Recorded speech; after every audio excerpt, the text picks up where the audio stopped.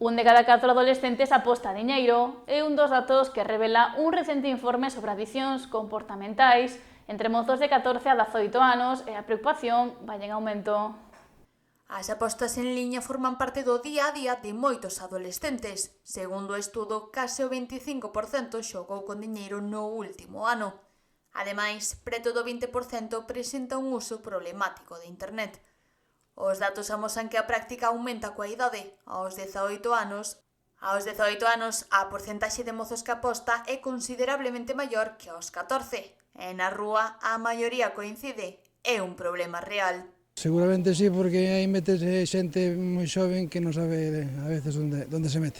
Sí, creo que eso debía de estar máis regulado.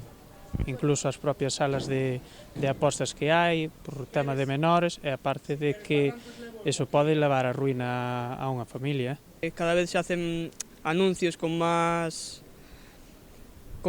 esos son más atractivos para la gente, para los niños, adolescentes, y atrapan a más gente, por así decir. Ese que actualmente non se conta coa información suficiente. Hombre, información hai, pero non é suficiente, sobre todo para os chavales xoveciños que se meten en estas cousas. Creo que non, porque eu teño fillos e polo que a mí me consta non hai información nos colexios destes temas. No, yo creo que no, porque normalmente se pintan como si fuesen juegos y claro, los niños no saben muy bien lo que es, dónde se meten y pueden acabar muy mal. Entre as propostas, reforzar os controis e impedir de maneira efectiva o acceso a menores. Bueno, sobre todo que os nenos máis xóvenes non teñen acceso a esas aplicacións que o único que generan é isto, problemas para o futuro.